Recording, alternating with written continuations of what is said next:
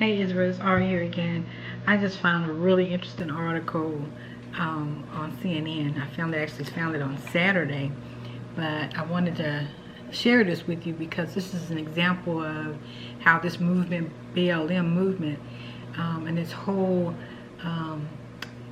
so-called acknowledgement of the injustices that have happened to African Americans, ADOS, or Israelites, whichever category you want to put yourself under, and how there are constant reminders that regardless of what you see on TV, regardless of the civil rights movement, regardless of affirmative action, you still have individuals within this society that don't see or don't believe that we have that there's an actual issue happening in our communities. I'm not talking about, the issues that we as, black people see in our community. We don't need CNN or ABC or NBC to tell us what's happening in our communities when people are shooting stuff up. So we're not talking about that.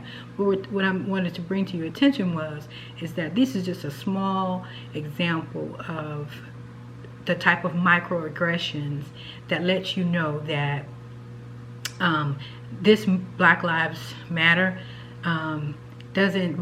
people really don't believe that it's Black Lives actually matter. They want to just make it a broad term and all encompassing, all lives matter. So I'm going to read this article. So it says, this is article in CNN, Saturday, August 8, 2020, and the article title is, "After a white man repeatedly erased girl's Black Lives Matter chalk drawing in front of her home, neighbors stepped in to show support." Every day for nearly a week, Manette Sharik and her 3-year-old daughter Zuri drew Black Lives Matter in chalk across the sidewalk in front of her home. But every time they wrote the message, they woke up the next morning to find that the word black, and only that word, had been erased. Sharik says, "I just wanted to teach my daughter that Black Lives Matter, Black culture matters, Black communities matter, and that we are the movement for Black lives." Sharik, who is Black, told CNN, "I was shocked that someone could be purposely doing this. It hurt a lot. It made me extremely upset."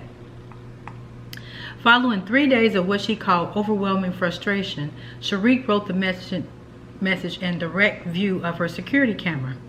That's when she saw a man she said she never met and only knew as Jim, pouring water over the message in a video Sharik recorded on her phone after running out to confront him. The man tells her that he will continue to remove the word as long as she keeps doing this. So this is what I'm saying, right? Is that this man, he is the equivalent of a Karen that is taking it upon himself to correct this woman who's experienced in this country, her daughter's experience, her ancestors' experience, actually dictate or have the Black Lives Matter movement is supported by the unjust treatment, murdering of black people, innocent and unarmed people, right? So you have people that are felons and stuff that are creating crimes and stuff that get caught by the police or whatever the reason is, and they run and they get shot in the back or whatever, but they're supposed to be innocent until proven guilty, so they have to actually get to the courthouse in order for that to happen, right? And still, when they get there, they're still, if they get there, they're still treated harshly, like the article I did on Saturday, I believe it was, of the man that stole a pair of hedge trimmers and got 23 years. And when his case went all the way to the Supreme Court, and they upheld his life sentence. He had served 23 years of a life sentence, and they upheld it. So that's just an example. But this Black Lives Matters, this man decided that because he believes that all lives matter and that black people shouldn't be complaining because all lives matter, that he took it upon himself with this man has an issue with people of color, black people specifically, because he can come out every day and he could erase that as if black people don't matter, all people matter. And then they always go and say, and so he said as long as she keeps doing this, he was going to continue to remove the word black. And so he said, I was only pouring it across the word black because I believe that all lives matter, Jim told CNN affiliate KGO. I don't care what nationality or sexual orientation or any of that. We are all human beings. So if he didn't care, why did he take the time? If he really is, you know, instead of deflecting, right? If he really thought that the Black Lives Movement and the Black Lives, forget the movement, that Black Lives matter, and that and egregious and atrocities have been you know, happened to black people in this country for the last 400 years or 400 plus years, right? That he could, you know, swallow his pride, you know, and not execute this type of consistent microaggression against this black family, right? And continuously do it and think, I'm going to continue to do this because I believe black lives, all lives matter, not just black lives. Well, that's true. That's what you can do. So you can get out there and write in front of your house on the chalk, and, you know, get your son or nephew or grandkids to come out there and write, all lives matter.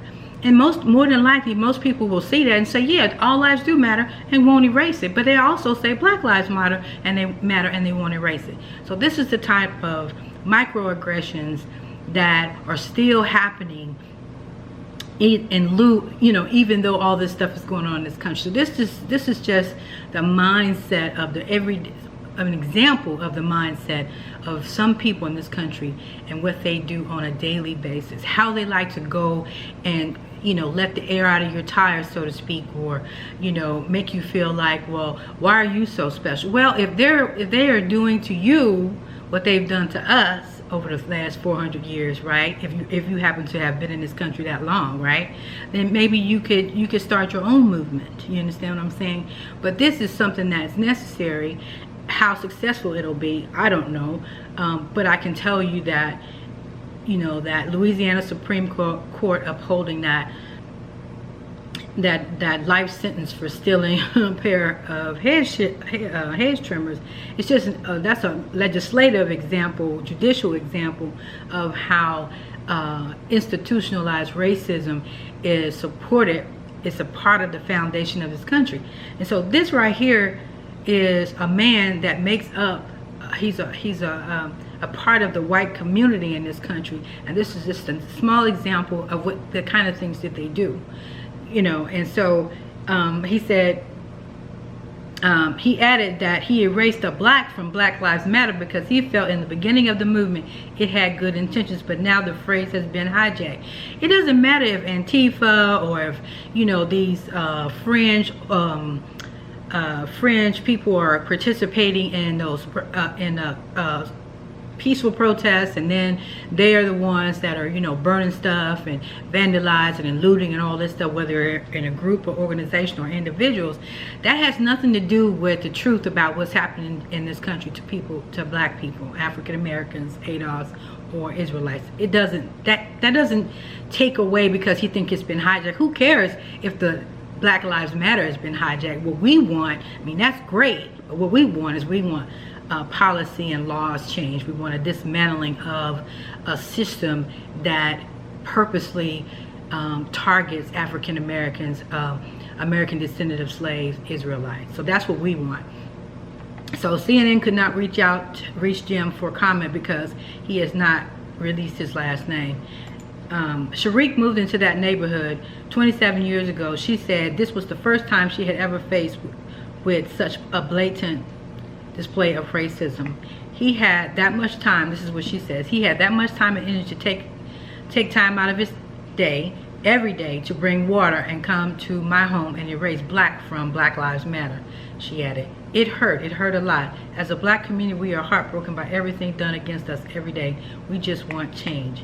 After sharing the video on Instagram and Facebook on July 30th, word began to spread. The next day, Sharik said dozens of people from in and out of her neighborhood showed up in front of Sharik's home with chalk to draw supporting messages all over the sidewalk on her side of the street and even in front of their own home. So that's an example of people saying, okay, what's happening to these people in this country, whether it's affecting us or not, this is wrong. And so this was just a small example of people coming out and saying, no. She has a right to say that Black Lives Matter. She has a right to teach her child that Black Lives Matter, black cultural matters, black communities matter, right? And that it's not right for what's been going on in this country. It's not right what's been happening. And so they came out with chalk to draw up supporting messages all over the sidewalk, on her side of the street, and even in front of their own homes. One of these neighbors, Ilana Israel Samuels, who told CNN she refused to stay silent after finding out someone in her neighborhood was facing discrimination. People need to stand with their black neighbors and support. All lives can't matter until black lives matter. Right now, black lives are being harmed, murdered by police, and they are constantly living in fear, Samuel said. After neighbors left the sidewalk covered in positive messages encouraging love, hope, and kindness, as well as support for a Black Lives Matter movement, Shariq and her daughter continue to rewrite the message every day. Since the outpour of support, the man has not tried to erase the message again. And she says, Shariq says, I am deeply thankful and blessed for the special, unique, amazing people in my life who supported me, uplifting me and comforted me, Shariq said. My family and I are grateful for the help and support we have received from the community. While words can be washed away and chalk may fade, this community's message will stand forever. And I think it's good that people came out and they're saying, no. You can't continue to do this. What they're saying is true. It's actually happened. You can't gaslight us, and you can't gaslight these people. These people are actually losing their lives, right? So I think it's good that people in her community, you know, that live on her block and outside her block actually came and sort of shamed that guy into, you know, what are you doing? You know these things are true. So there's like microaggressions towards this woman and her child, right? And, you know, gaslighting, like as if what's happening to black lives in this country is not happening. So I was really that was good that her community came out. I just wanted to share this with you. But don't forget, Israel. Don't forget why these things are happening. As you can look at Leviticus 26, the 26th chapter, Deuteronomy 28, from like verse 17 all the way to the end. You can, you know, there's a reason why these things are happening. There's a reason why Abba Yah is allowing these to happen. And we can't forget that even in Scripture, Yah has used our enemies to chastise us. It doesn't justify what they're doing, but it informs us of why this is happening and what we need to do as a nation to turn this all around. Shalom.